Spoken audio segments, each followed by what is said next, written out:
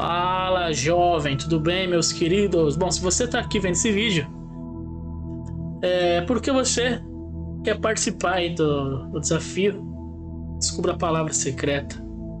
Então, eu quero que você, independente de querer ganhar algo, saber qual é o prêmio, algo assim, o cerne disso tudo é que você ouça uma palavra especial para você.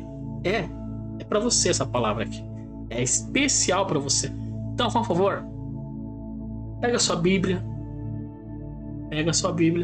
Vamos ler um pouquinho aqui. Tenha paciência, vai ser bacana, vai ser da hora.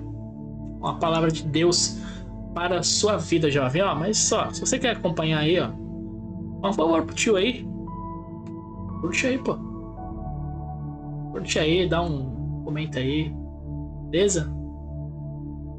Êxodo capítulo 1, por favor. Abra aí a sua Bíblia. Êxodo capítulo 1. Êxodo é depois de Gênesis, tá bom? Depois Êxodo capítulo 2. Beleza?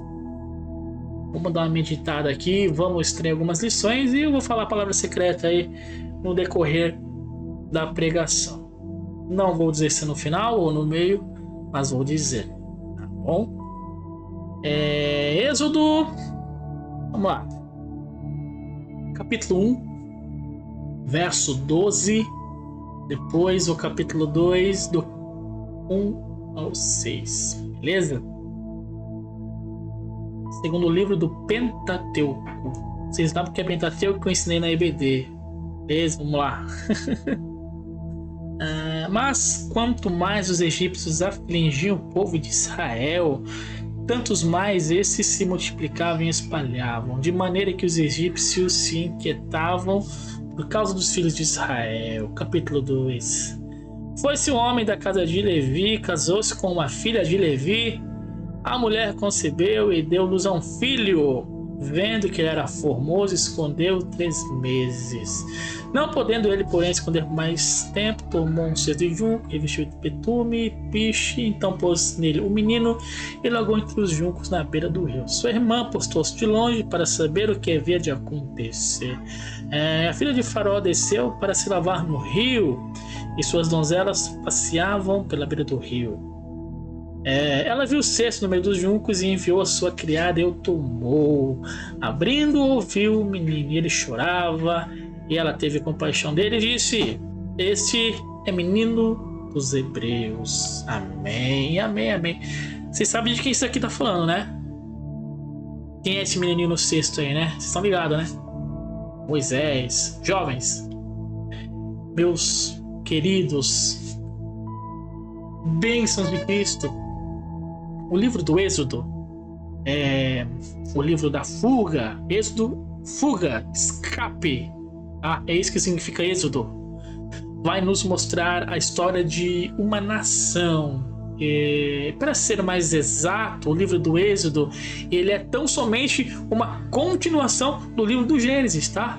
Só continua. Só que em Gênesis, a partir do capítulo 12, você vai ver a história de uma família que vai ganhar notoriedade. E no livro do Êxodo, nós vamos ver esta família que começa lá no capítulo 12, eles vão se tornar uma nação. Então, o que começou com uma família no capítulo 12 de Gênesis, em Êxodo, vai virar uma nação.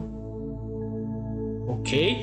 E o que me encanta nisso tudo é que é uma família que foi gerada, foi formada, foi fundada dentro da impossibilidade. Tudo que era para dar errado, essa família possuía.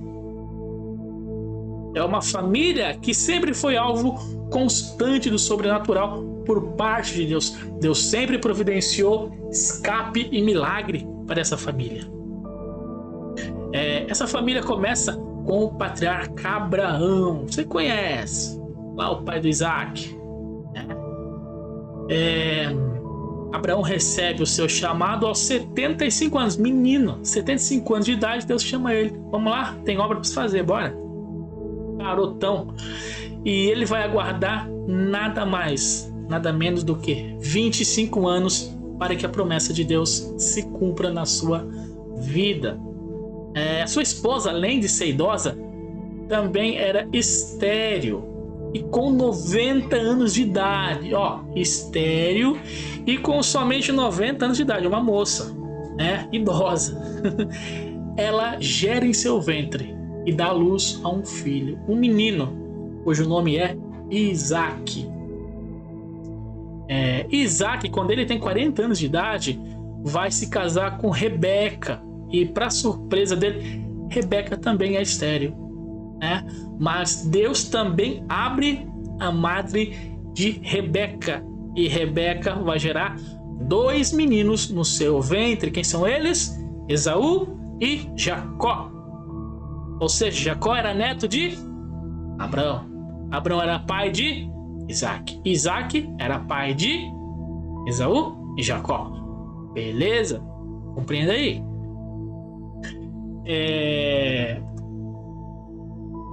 E esses 2 meninos, né?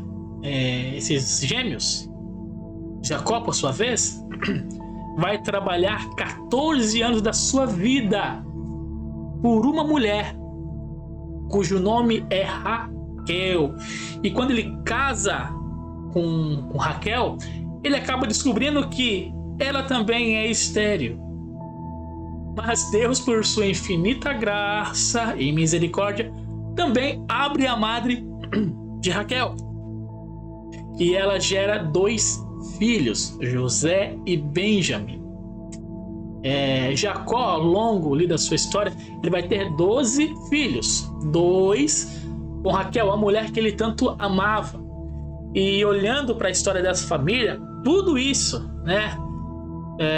Tudo isso que eu disse, que se formou debaixo da impossibilidade, uma família que foi gerada dentro do impossível, né? É esta família que vai se tornar uma grande nação, que vai dar aí que vai acontecer no Êxodo é basicamente o que acontece na história desta família, né? E essa família torna-se uma nação. Deixa eu arrumar esse microfone aqui. Primeiro, eles estavam debaixo de uma promessa, né? Eles estavam sobre uma promessa. Quando Deus chama o patriarca Abraão, ele diz que sairá uma numerosa nação. Deus diz.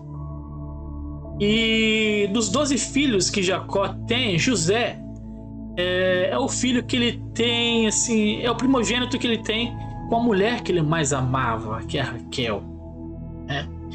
E José, dentre os 12 filhos de Jacó, ele tem um diferencial. Jacó chama atenção. Jacó é aquele que sonha. Jacó é o sonhador. José é o sonhador. E ele vai ter uma diferença entre seus irmãos. José chama a atenção de Jacó por ser um sonhador, e isso o destaca de seus irmãos. E chama a atenção de Jacó, o filho de José, ter sonhos.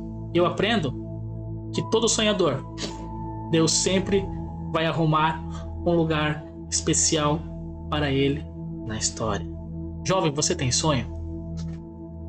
Porque José, por causa de seus sonhos, vai pagar um alto preço.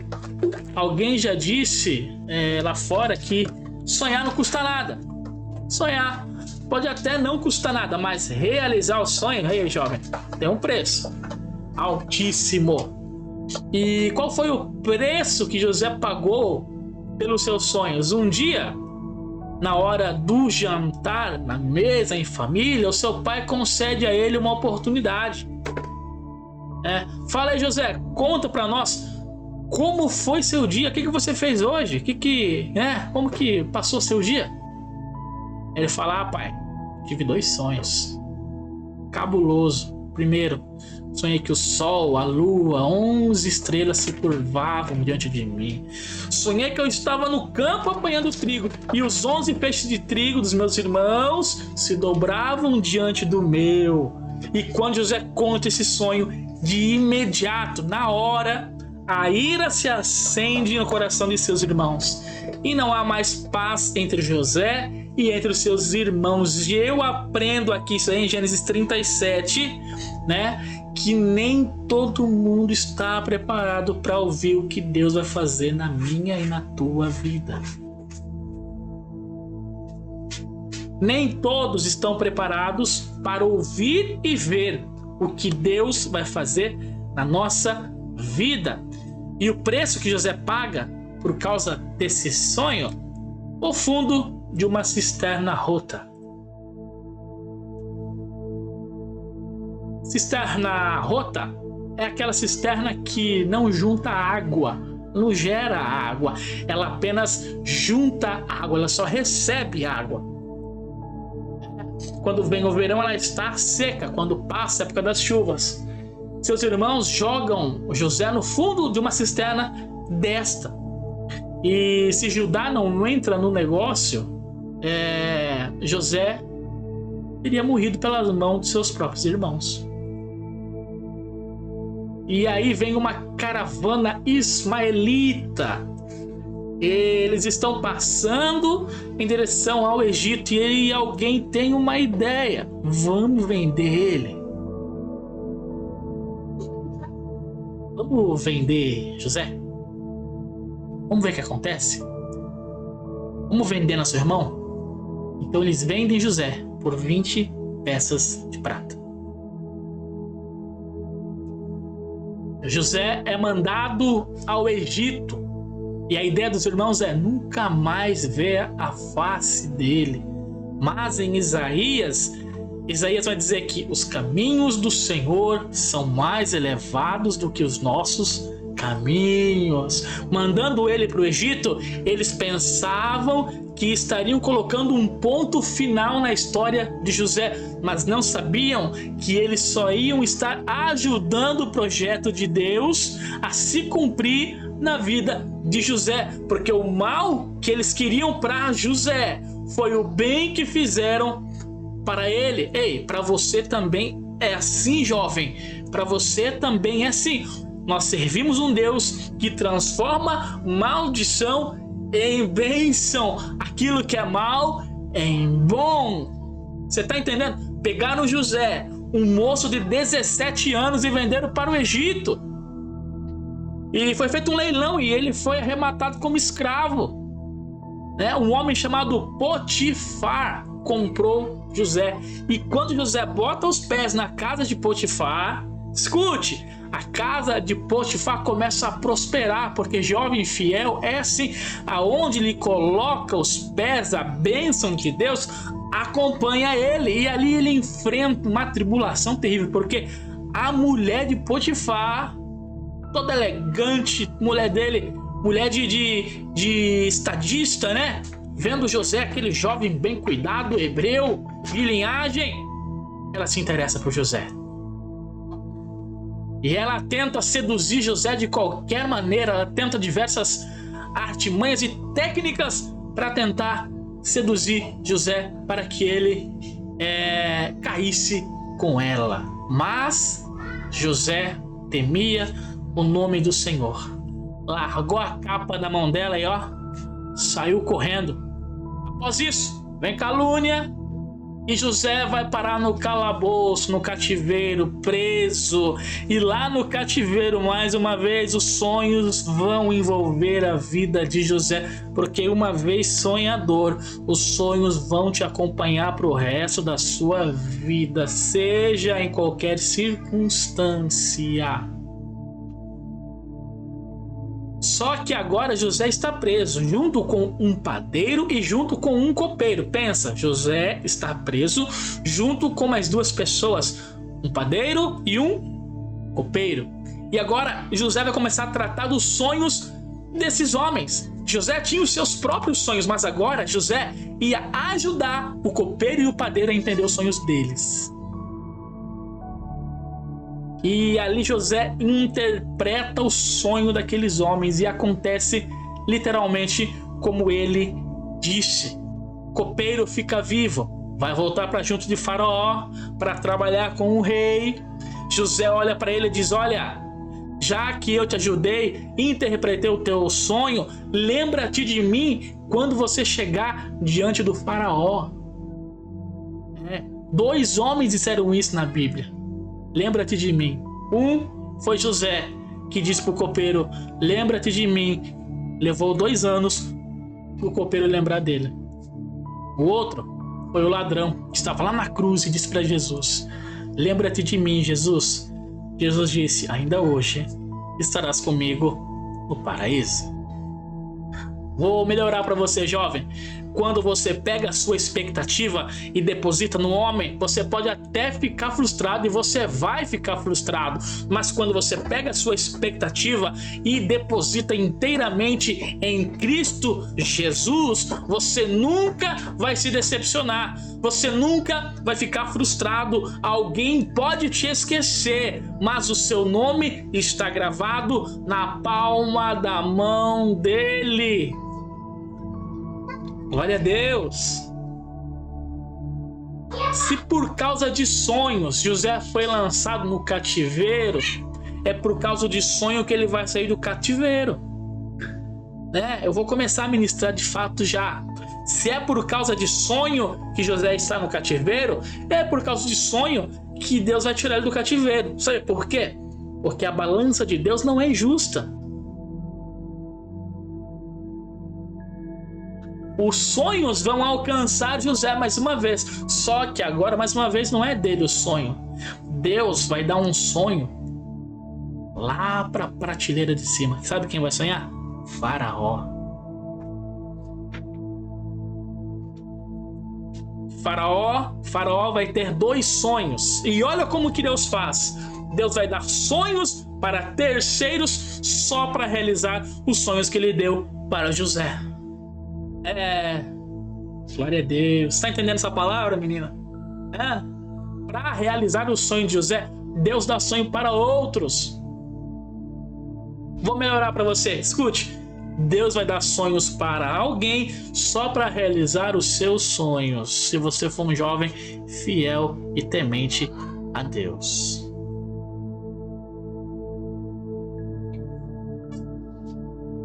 E Faraó tem 2 sonhos. Quantos sonhos Faraó teve? 2. Faraó sonha com 7 vacas gordas que são devoradas por 7 vacas magras. 7 vacas gordas são devoradas por 7 vacas magras. Isso é uma doideira, mas é um sonho. 7 espigas 7 espigas queimadas pelo vento oriental devoram 7 espigas gordas e robustas. Aquilo deu um nó na mente daquele líder, daquele faraó. E ele fica sem entender nada. O faraó tem esses 2 sonhos e boia. Chamam lá os entendidos, a corte, os magos, sábios, matemáticos, tudo lá, e ninguém consegue explicar para o faraó o que ele tinha sonhado. Ninguém consegue explicar para ele o que tinha acontecido, o que queria dizer aquilo. E aí o copeiro lembra, a ficha cai e fala: faraó, eu lembro quando eu estava preso, lá na prisão, tem um hebreu que interpreta sonho, ele é bom. Então o faraó fala assim: vamos lá, chama esse rapaz, eu quero ver. Então eles trazem José, o hebreu, até a presença do faraó. José chega diante de faraó e fala assim: pois não, rei, conta-me o seu sonho, o que eu posso lhe ajudar? E quando o rei conta os sonhos, José diz: para começar, a interpretação é uma, mesmo o sonho sendo 2. Faraó ele manja do negócio, sabe o que está fazendo. 7 vacas gordas, 7 espigas gordas, 7 anos de abundância, 7 vacas magras, 7 espigas magras, 7 anos de escassez, que vão consumir tudo o que veio durante a abundância. Eu não devia, seu faraó, mas eu vou lhe dar um conselho, eu vou lhe ajudar. Se eu fosse o senhor, eu construiria uma quantidade considerável de celeiros e estocava muito alimento, porque quando vier a escassez ninguém vai ter, mas o senhor vai ter aqui no Egito. Faraó olha para ele e diz: nesta terra não há ninguém com espírito igual ao teu. Tragam um anel de selar. Qual faraó? Aquele que tem um brasão da família, sabe? Dedo anelar da mão direita, José. Recebe esse anel. Depois de mim, quem manda no Egito todo é você, José. Né? Parece simples, parece besteira, mas ó, faraó não é um nome. Faraó é um título, é um cargo, é uma posição. Faraó é um título. Nunca houve vice-faraó na história. Houve vice-faraó? Nunca. Tá entendendo? Nunca houve um vice-faraó, mas Deus tinha que realizar o sonho de José. Quem nunca ouviu aquela expressão, né? Se Deus abre porta que não tem, é isso aqui. Deus chama a existência aquilo que não existe. Deus diz: eu vou criar, vou inventar um cargo só para realizar o sonho de José. Eu vou trazer à existência o que não existe, o que não é, aquilo que ninguém viu, aquilo que é inédito. Eu vou fazer só para realizar o sonho de José.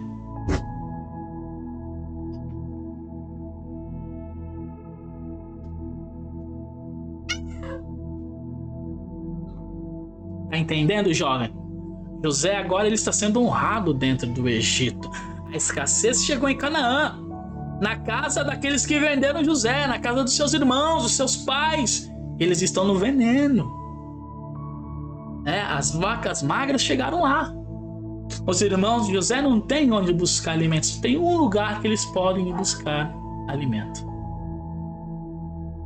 Naquela região, só um lugar tem alimento, porque foi estocado. Aonde que é? No Egito. E eles descem e agora não se encontram mais com um sonhador de 17 anos. Agora eles dão de cara com um homem experiente, vice-líder daquela nação. Se encontram com José e aí existe ali aquele encontro conturbado. E aqui vai a palavra-chave para você, jovem, que está acompanhando este culto, esta ministração, isso tudo. A palavra-chave é pote de maná. Beleza? Vou continuar agora aqui a mensagem.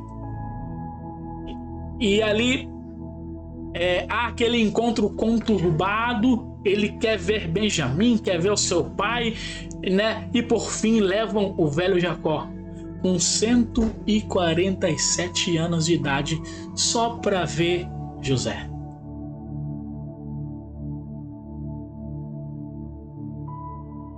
Jacó, com 147 anos de idade, já olha ali para José. Olha para José. Tem dois rapazes. Um se chama Manassés, o outro chama-se Efraim. E Jacó olha para José e diz: meu filho, eu pensei que nunca mais veria a tua face, mas Deus é tão bom, que está me proporcionando ver você e a sua descendência também. Vou melhorar isso aqui, a aplicação. Jacó pensou que José estava morto. Jacó pensou: nunca mais vou ver meu filho. Quando alguém tenta consolar ele por causa da possível morte de José, Jacó diz assim: deixa eu enterrar meu filho com lágrimas. Por quê? Porque ele pensou que nem jogar um punhado de terra sobre o filho dele ele poderia. Mas enquanto ele pensou que José estava morto, Deus estava fazendo José prosperar para ele encontrar José na hora correta. Aquilo que você pensa que nunca mais vai ver, Deus vai botar nos seus olhos melhorado e aperfeiçoado.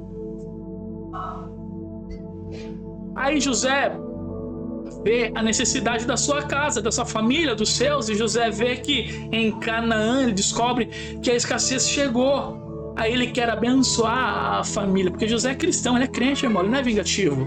José chama Faraó e como ele tem intimidade, coletividade com o Faraó, ele fala: Faraó, minha família ela tá padecendo necessidade lá em Canaã.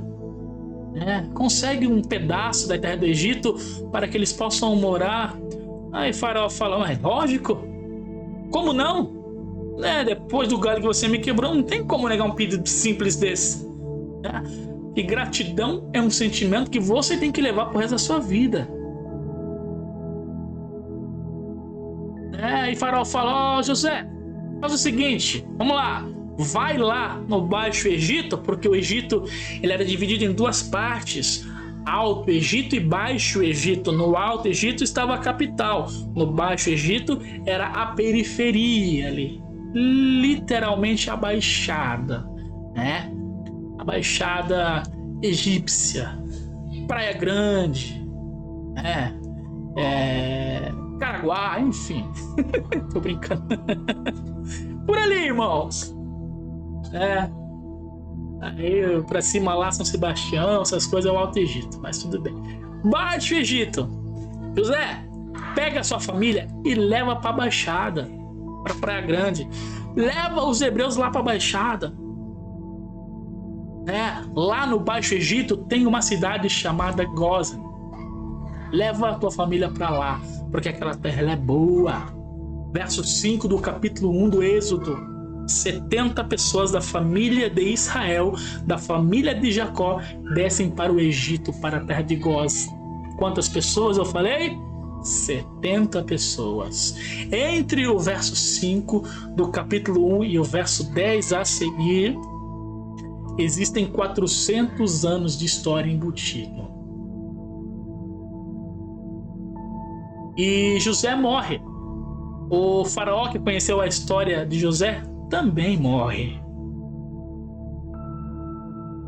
O tempo de José passa. A história de José ela não é apagada, mas ela é ofuscada pelo tempo.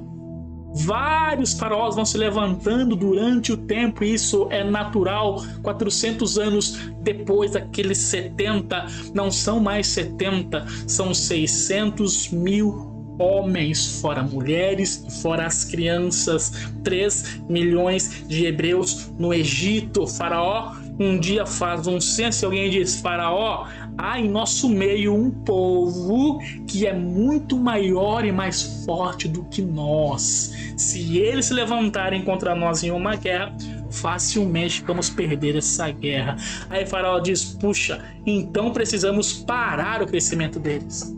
Porque se tem uma coisa que incomoda é crescimento. Se tem algo que parece que é um cacto nascendo, é crescimento. Incomoda muita gente. Não sei porquê, mas incomoda. E Faraó olha o crescimento deles, jovens. Olha para eles e diz assim: precisamos parar o crescimento deles. E Faraó então vai ter uma ideia, já sei como a gente para o crescimento deles. Vamos afligi-los, vamos açoitá-los, vamos espancá-los, vamos envergonhá-los. Eu quero construir 2 cidades celestes, já tem até nome. Uma vai se chamar Pitom e a outra vai se chamar Ramassés. E aí os hebreus vão construir pra gente, vão fazer tijolo, vão carregar nas costas, debaixo de açoite e debaixo de chicote e debaixo de aflição. Pensou que afligindo eles iriam parar de crescer, mas no verso 12 tem uma verdade. Quanto mais afligia,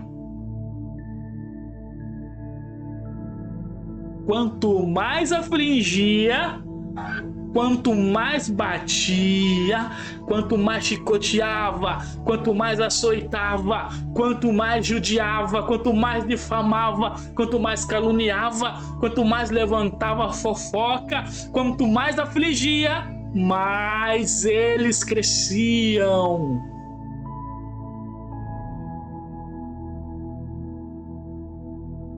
Ei, evangelho não é ausência de aflição, jovem.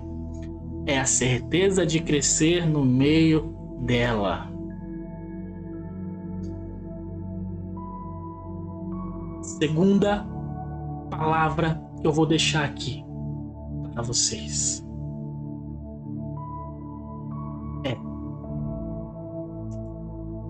Tá anotando? Fala. Porta.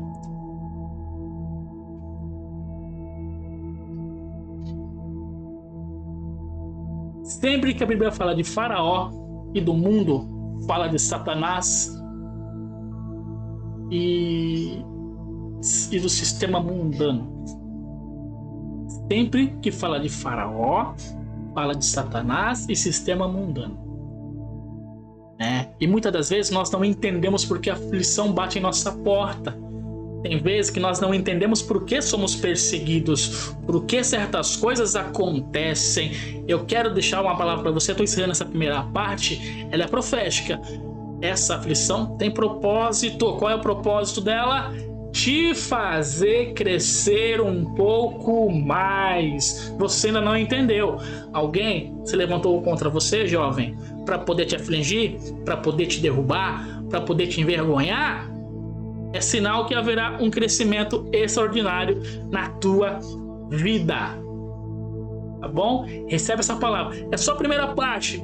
Lembra que a gente leu em Êxodo lá? No 2, nem chegamos lá ainda. Vamos falar sobre Moisés, sobre a criação dele, enfim. Primeira parte, anotou as palavras daí? Tem bênção chegando para você. Aí 35 minutos vai dar paz.